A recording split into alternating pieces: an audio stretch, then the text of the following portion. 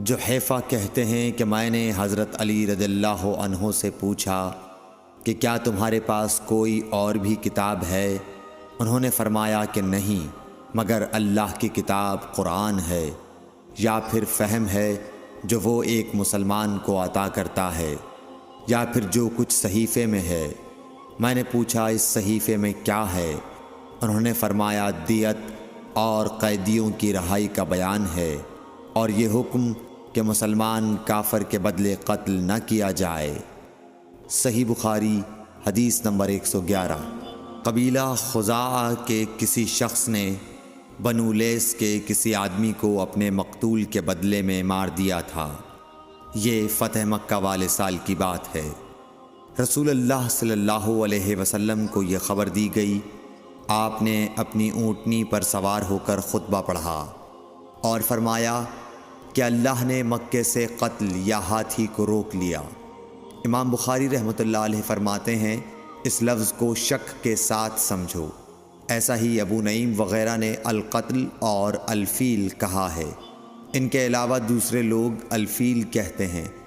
پھر رسول اللہ صلی اللہ علیہ وسلم نے فرمایا کہ اللہ نے ان پر اپنے رسول اور مسلمانوں کو غالب کر دیا، اور سمجھ لو کہ وہ مکہ کسی کے لیے حلال نہیں ہوا، نہ مجھ سے پہلے اور نہ آئندہ کبھی ہوگا، اور میرے لیے بھی صرف دن کے تھوڑے سے حصے کے لیے حلال کر دیا گیا تھا۔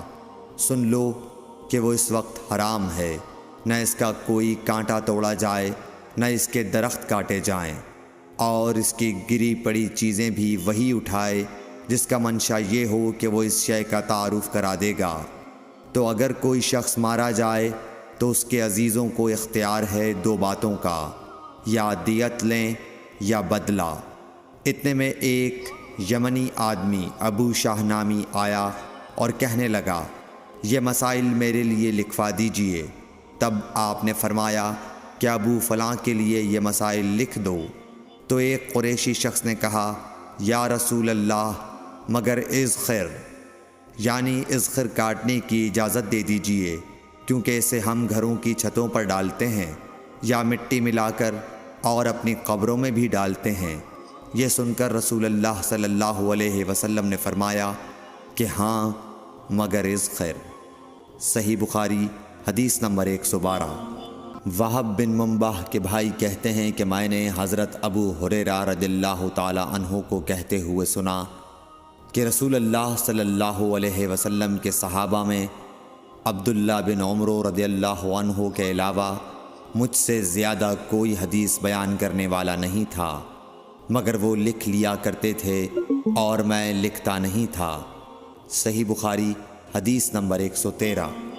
جب نبی اکرم صلی اللہ علیہ وسلم کے مرض میں شدت ہو گئی تو آپ صلی اللہ علیہ وسلم نے فرمایا کہ میرے پاس سامان کتابت لاؤ تاکہ تمہارے لیے ایک تحریر لکھ دوں، تاکہ بعد میں تم گمراہ نہ ہو سکو۔ اس پر حضرت عمر رضی اللہ عنہ نے لوگوں سے کہا کہ اس وقت آپ صلی اللہ علیہ وسلم پر تکلیف کا غلبہ ہے، اور ہمارے پاس اللہ کی کتاب قرآن موجود ہے جو ہمیں ہدایت کے لیے کافی ہے۔ اس پر لوگوں کی رائے مختلف ہو گئی اور شور و غل زیادہ ہونے لگا۔ آپ صلی اللہ علیہ وسلم نے فرمایا میرے پاس سے اٹھ کھڑے ہو، میرے پاس جھگڑنا ٹھیک نہیں۔ اس پر ابن عباس رضی اللہ عنہ یہ کہتے ہوئے نکل گئے کہ بے شک مصیبت بڑی سخت مصیبت ہے، وہ چیز جو ہمارے اور رسول کے اور آپ کی تحریر کے درمیان حائل ہو گئی۔ صحیح بخاری حدیث نمبر 114۔ ایک رات نبی کریم صلی اللہ علیہ وسلم نے بیدار ہوتے ہی فرمایا کہ سبحان اللہ، آج کی رات کس قدر فتنے اتارے گئے ہیں اور کتنے ہی خزانے کھولے گئے ہیں۔ ان حجرے والیوں کو جگاؤ، کیونکہ بہت سی عورتیں جو دنیا میں باریک کپڑا پہننے والی ہیں وہ آخرت میں ننگی ہوں گی۔ صحیح بخاری حدیث نمبر 115۔ حضرت عبداللہ بن عمر رضی اللہ عنہ نے فرمایا کہ آخر عمر میں ایک دفعہ رسول اللہ صلی اللہ علیہ وسلم نے ہمیں عشاء کی نماز پڑھائی۔ جب آپ نے سلام پھیرا تو کھڑے ہو گئے اور فرمایا کہ تمہاری آج کی رات وہ ہے کہ اس رات سے 100 برس کے آخر تک کوئی شخص جو زمین پر ہے وہ باقی نہیں رہے گا۔ صحیح بخاری حدیث نمبر 116۔ حضرت عبداللہ بن عباس رضی اللہ تعالی عنہ فرماتے ہیں کہ ایک رات میں اپنی خالہ میمونہ بنت حارث زوجہ نبی کریم صلی اللہ علیہ وسلم کے پاس گزاری، اور نبی کریم صلی اللہ علیہ وسلم اس دن ان کی رات میں انہی کے گھر تھے۔ آپ صلی اللہ علیہ وسلم نے عشاء کی نماز مسجد میں پڑھی، پھر گھر تشریف لائے اور 4 رکعت نماز نفل پڑھ کر آپ سو گئے۔ پھر اٹھے اور فرمایا کہ ابھی تک یہ لڑکا سو رہا ہے یا اسی جیسا لفظ فرمایا۔ پھر آپ نماز پڑھنے کھڑے ہو گئے اور میں بھی وضو کر کے آپ کی بائیں جانب کھڑا ہو گیا، تو آپ صلی اللہ علیہ وسلم نے مجھے دائیں جانب کھڑا کر لیا۔ تب آپ نے 5 رکعت پڑھیں، پھر 2 پڑھیں، پھر آپ سو گئے یہاں تک کہ میں نے آپ کے خراٹے کی آواز سنی۔ پھر آپ کھڑے ہو کر نماز کے لیے باہر تشریف لے آئے۔ صحیح بخاری حدیث نمبر 117۔ حضرت ابو ہریرہ رضی اللہ تعالیٰ عنہ کہتے ہیں کہ لوگ کہتے ہیں کہ ابو ہریرہ بہت حدیثیں بیان کرتے ہیں، اور میں کہتا ہوں کہ قرآن میں 2 آیتیں نہ ہوتیں تو میں کوئی حدیث بیان نہ کرتا۔ پھر یہ آیت پڑھی جس کا ترجمہ یہ ہے، جو لوگ اللہ کی نازل کی ہوئی دلیلوں اور آیتوں کو چھپاتے ہیں، آخر آیت رحیم تک۔